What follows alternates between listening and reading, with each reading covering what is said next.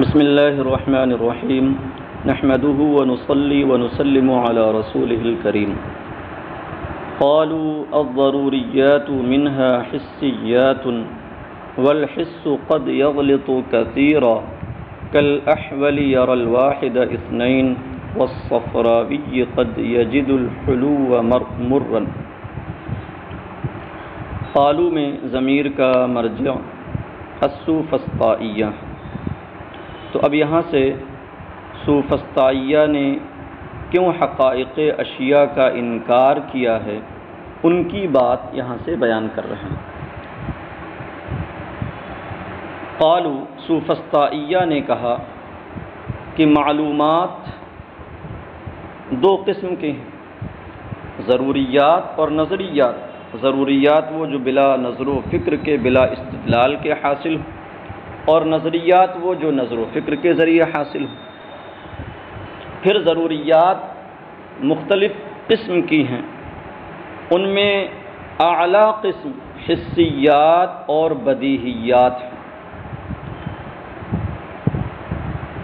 حسیات کا مطلب ہے کہ وہ چیزیں جن کا ادراک حواس خمسہ ظاہرہ سے ہوتا ہے، جیسے کہ مبصرات، مشاہدات جن کو ہم دیکھتے ہیں، یوں ہی جو چیزیں قوت ذائقہ یا لامسہ یا سامعہ سے معلوم ہوتی ہیں تو انہیں حسیات کہا جاتا ہے۔ ما یدرک بالحس، جن کا ادراک حس سے ہو وہ حسیات ہیں۔ تو ظاہر سی بات ہے کہ یہ ان میں نظر و فکر کی ضرورت نہیں ہوتی ہے، بلکہ ان کا ادراک حواس کے ذریعے ہوتا ہے۔ ہم نے آنکھ اٹھائی اور دیکھ لیا، آواز کانوں میں پہنچی اور علم حاصل ہو گیا، یوں ہی زبان پر کچھ رکھا اور ذائقے کا علم ہو گیا۔ قوت لامسہ کے ذریعے ہمیں کسی چیز کے کھردرے پن یا چکنے پن کا یا کسی چیز کا احساس ہو گیا، تو یہ علم ہمیں حاصل ہوتا ہے۔ یہ مدرکات بالحس ہیں۔ وہ یہ کہتے ہیں کہ ضروریات اور نظریات دو قسم کے معلومات ہیں، اور ضروریات میں جو بہت ہی زیادہ واضح ہیں، جن کو ہم اجلس ضروریات کہہ سکتے ہیں، وہ حسیات اور بدیہیات ہیں۔ اور حس کا معاملہ یہ ہے والحس قد یغلط کثیر۔ وہ کہتے ہیں کہ ضروریات میں کچھ حسیات ہیں جن کا ادراک حواس ظاہرہ کے ذریعے ہوتا ہے، اور حس بکثرت غلطی کرتا ہے۔ یہاں پر قد کو یا تو تحقیق کے لیے مانا جائے تاکہ قد اور کثیرن میں تنافی نہ ہونے پائے، اور یا تو قد سے جو تقلیل سمجھ میں آ رہی ہے اس کے لیے الگ اعتبار مانا جائے، اور کثرت جو آگے آ رہی ہے اس کے لیے الگ اعتبار مانا جائے۔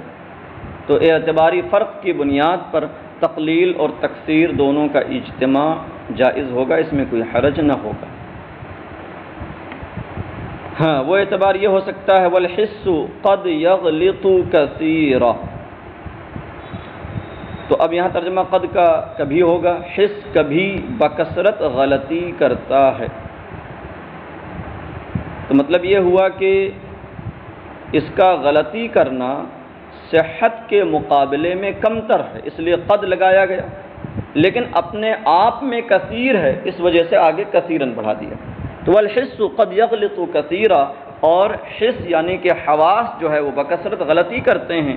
کالاحول یری الواحد اثنین، جیسے کہ بھینگا شخص جس کی آنکھ میں کچھ تکلیف ہوتی ہے، بھینگا اس شخص کو کہتے ہیں جو جس کی آنکھ میں تکلیف کی وجہ سے وہ ایک شے کو دو دیکھتا ہے۔ کالاحول یری الواحد اثنین، جیسے کہ احول ایک کو دو دیکھتا ہے۔ تو دیکھیں بصر، قوت باصرہ میں یہ خطا ہو رہی ہے، غلطی ہو رہی کہ شے ہے ایک، مگر وہ شخص جو احول ہے وہ دو دیکھ رہا ہے۔ اسی سے ایک لطیفہ ہے کہ ایک شاگرد جو ہے وہ احول تھا، اس کو یہ تکلیف تھی، استاد نے فرمایا بیٹا آئینہ اٹھاؤ جب وہ آئینے کے قریب گیا تو اسے 2 آئینے نظر آئے، تو اس نے پوچھا حضور میں کون سا آئینہ لے کر کے آؤں؟ فرمایا وہاں ایک ہی آئینہ تو ہے۔ کہا 2 دکھ رہے ہیں، میں کون سا آئینہ لے کر آؤں؟ فرمایا ایک کو توڑو تو دوسرا لے آؤ۔ اس نے جب ایک کو اٹھا کر کے توڑا تو دونوں ٹوٹ گئے۔ کل احول یری الواحد اثنین، جیسے کہ احول شخص ایک کو 2 دیکھتا ہے۔ والصفراوی قد یجد الحلو مرن، اور جس کے مزاج میں صفرا غالب آ جائے اور اسے پیلیا ہو جائے۔ ہمارا جسم 4 اخلاط سے مرکب ہے، دم، بلغم اور صفرا، سودا، تو یہ 4 چیزیں ہیں۔ تو صفرا جس پر غالب آ جاتا ہے تو اس کی آنکھوں میں اور اس کے جسم میں پیلاپن پیدا ہو جاتا ہے، اور اس کے منہ کا ذائقہ کڑوا ہو جاتا ہے۔ وہ میٹھی چیز بھی کھاتا ہے تو اسے کڑوا لگتا ہے، تو کہتے ہیں دیکھیے ذائقہ بدل گیا۔ صفراوی شخص میٹھی چیز کو کڑوا پاتا ہے۔ تو اب جب حس میں غلطی ہو رہی ہے تو حسیات سے بھی اعتبار اٹھ گیا، اور جب حسیات کا بھی اعتبار نہ رہا تو اب کن کا اعتبار کیا جائے؟ وَمِنْهَا بدیہیات، اور ان میں سے یعنی ضروریات میں سے ایک قسم کیا ہے؟ بدیہیات کی۔ بدیہیات کا مطلب ہوتا ہے کہ جن کا ادراک، جن میں عقل تصور طرفین سے ہی حکم لگا دیا کرے، یعنی تصور طرفین ہو جائے تو اب کسی اور دلیل کی ضرورت نہیں ہے، بات یقینی ہو جاتی ہے۔ جیسے الکل اعظم من الجز، کل جز سے بڑا ہوتا ہے، تو جسے کل کا اور اعظم کا اور جز کا ادراک ہو جائے اس کو یقین حاصل ہو جائے گا کہ ہاں کل جز سے بڑا ہوتا ہے۔ تو یہاں پر بدیہی ضروری کے معنی میں نہیں، نظری کے مقابلے میں نہیں، بلکہ یہ ضروری کی ایک قسم ہے۔ وَمِنْهَا بدیہیات، اور ضروریات کی ایک قسم بدیہیات ہے۔ وَقَدْ تَقَعُ فِيهَا اختلافات، کہتے ہیں اور ان میں اختلافات واقع ہوتے ہیں۔ وَتَعْرِضُ بِهَا شُبْهَةٌ يُفْتَقَرُ فِي حَلِّهَا إِلَىٰ أَنظَارٍ دَقِيقَةٍ، اور ان میں یعنی بدیہیات میں ایسے شبہے عارض ہوتے ہیں جن کو حل کرنے میں دقیق نظروں کی ضرورت پڑتی ہے۔ تو اب اگر وہ بدیہی ہے تو ان میں اختلاف نہیں ہونا چاہیے، ان میں اختلافات کا واقع ہونا یہ ان سے اعتبار کو اٹھا دے رہا ہے۔ تو گویا کہ ضروریات میں جب اجلل ضروریات کا یہ حال ہے تو جو نیچے والے ضروریات ہیں، تجربیات ہیں، حدثیات ہیں، متواترات، ان کا کیا حال ہوگا؟ لہذا ضروریات کا اعتبار نہیں رہ گیا۔ والنظریات فرع ضروریات، اور نظریات جو ہیں وہ ضروریات کی فرع ہیں، کہ نظریات ضروریات ہی سے مکتسب ہوتے ہیں، انہی سے حاصل ہوتے ہیں۔ فسادها، تو ان کا فساد ان کا فساد ہے، یعنی کہ ضروریات کا فاسد ہونا ان کو بھی فاسد کر دیتا ہے۔ وَلِهَذَا كَثُرَ فِيهَا اخْتِلَافُ الْعُقَلَاءِ، اور اسی وجہ سے نظریات میں عقلاء کا اختلاف بکثرت ہے۔ تو یہ سوفسطائیہ کی دلیل ہو گئی، جنہوں نے یہ کہا کہ حقائق اشیاء کا ثبوت نہیں اور وہ ان کے علم کے منکر ہیں۔ قلنا، اب یہاں سے ہمارا جواب شروع رہا۔ قلنا غلط الحس فی البعض لاسباب جزئیۃ لا ینافی الجزم بالبعض بانتفاء اسباب الغلط والاختلافات فی البدیہی لعدم الالف والعادۃ او لخفاء فی التصور لا ینافی البداہۃ وکثرۃ الاختلاف لفساد الانظار لا تنافی حقیۃ بعض النظریات۔ ہم جواب میں کہیں گے کہ بعض چیزوں میں احساس کا، حواس کا غلطی کچھ اسباب کی وجہ سے، لاسباب جزئیت، کچھ اسباب کی وجہ سے، جزئی اسباب کی وجہ سے بعض چیزوں میں حواس کا غلطی کرنا بعض دوسری چیزوں کے جزم اور یقین کے منافی نہیں ہے، بے انتفائی اسباب الغلط، غلطی کے اسباب نہ ہونے کی وجہ سے۔ یعنی بعض دوسری چیزوں میں جہاں غلطی کے اسباب نہیں پائے جاتے ہیں تو وہاں اسباب غلط کے نہ پائے جانے کے سبب بعض دوسری چیزوں کے جزم کے یہ منافی نہیں ہے۔ احول ہے تو وہ ایک کو دو دیکھتا ہے، اس کے اندر یہ غلطی ہو رہی ہے، لیکن ہر ایک میں تو ایسا نہیں ہے۔ تو کہتے ہیں اسباب جزئیہ کی وجہ سے، جزئی اسباب کی وجہ سے بعض چیزوں میں احساس کا غلطی کرنا، یہ غلطی کے اسباب کے نہ ہونے کے سبب بعض دوسری چیزوں کے جزم اور قطع و یقین کے منافی نہیں۔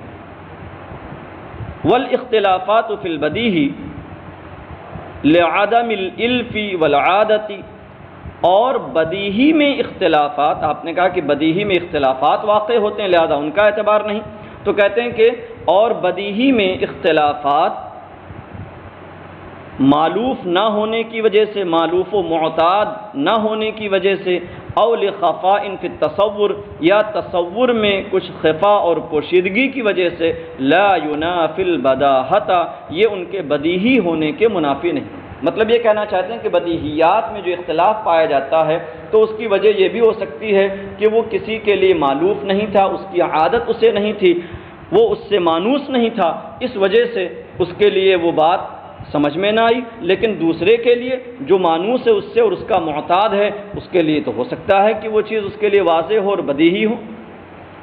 تو کہتے ہیں کہ مالوف یا معتاد نہ ہونے کی وجہ سے بدیہی میں اختلاف کا ہونا، یا تصور میں کچھ خفا کی وجہ سے اختلافات کا ہونا، لا ینافی البداہۃ، یہ ان کی بداہت کے، ان کے بدیہی ہونے کے منافی نہیں ہے۔ وکثرۃ الاختلاف لفساد الانظار، اور نظریات میں انظار کے، افکار کے فاسد ہونے کی وجہ سے اختلافات کی کثرت، یہ بعض نظریات کے حق ہونے کے منافی نہیں۔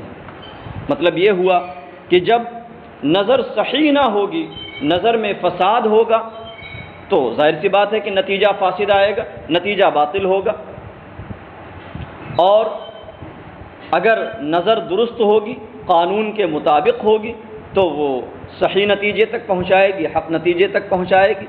تو اب کسی نے نظر کی اور اس کا طریقہ فاسد رہا اور اس کی وجہ سے اس کا نتیجہ جو ہے وہ فاسد آیا، تو اس کی وجہ سے اس کی رائے کچھ اور ہو گئی، دوسروں کی رائے کچھ اور ہو گئی، اور یہ کثرت اختلاف یہ اس بات کو مستلزم نہیں ہے کہ سارے کے سارے نظریات ہی باطل ہو جائیں۔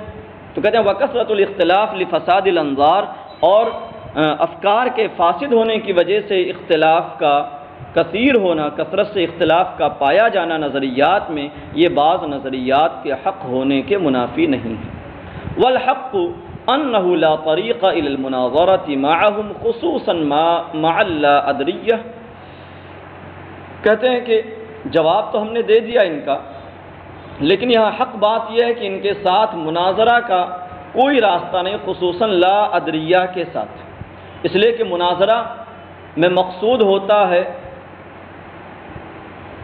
حق بات کو ثابت کرنا یا خصم کو خاموش کرنا، اور مناظرہ ہوگا کیسے؟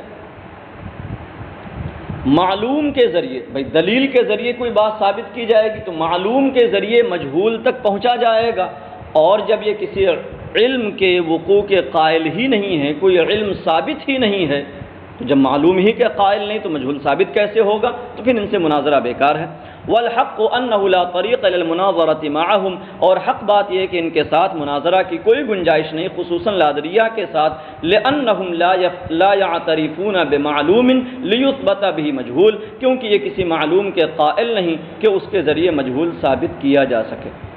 تو ان کے ساتھ کیا سبیل اپنانی چاہیے؟ بل الطریق تعذیبہم بالنار لیعترفوا او یحترقوا، کہتے ہیں بلکہ ان کے ساتھ طریقہ اور راستہ صرف انہیں آگ میں عذاب دینا ہے، آگ میں ڈالنا ہے تاکہ یہ اعتراف کر لیں یا جل جائیں، کیونکہ یہ کہتے ہیں کوئی حقیقت ثابت ہی نہیں ہے۔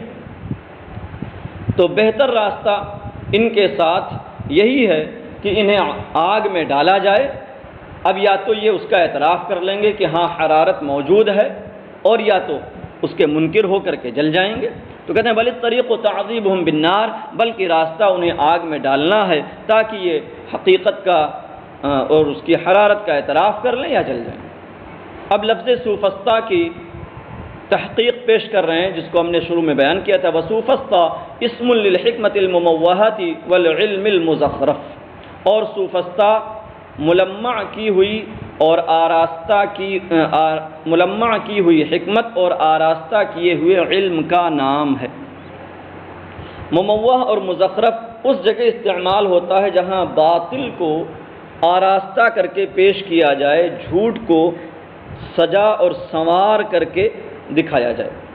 تو یہاں مطلب یہ ہوا کہ حقیقت کچھ نہ ہو اور اسے آراستہ کر دیا گیا ہو، خوب سجا سنوار کر کے پیش کیا گیا۔ تو کہتے ہیں سوفسطا ملمع کی ہوئی حکمت اور سنوارے ہوئے علم کا نام ہے، لأن صوفہ معناہ العلم والحکمہ، اس لیے کہ صوفہ کا معنی علم اور حکمت ہے، واسطہ معناہ المزخرف، اور اسطہ کا معنی مزخرف ہے، والغلط مزخرف اور غلط ہے، ملمع کیا ہوا اور غلط و باطل۔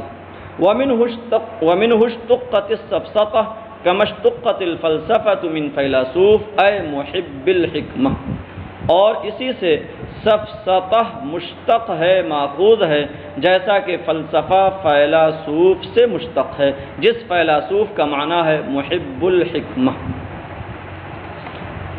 یعنی حکمت کا عاشق، حکمت کا پسند کرنے والا۔ تو فیلسوف کا معنی محب الحکمہ، اور اسی سے فلسفہ مشتق، اور اسی فلسفہ سے فلسفی استعمال کیا جاتا ہے۔ تو اصل لفظ ہے فیلسوف، جو یونانی زبان کے الفاظ ہیں، سوفسطا اور فیلسوف۔ تو یہاں تک یہ سوفسطائیہ کا رد بیان ہو گیا۔ اب دو باتیں اپنی ثابت ہو گئیں کہ حقائق اشیاء کا ثبوت ہے اور ان کا علم واقع ہے، ثابت ہے۔ اب آگے دوسری بات۔ السلام علیکم ورحمۃ اللہ وبرکاتہ۔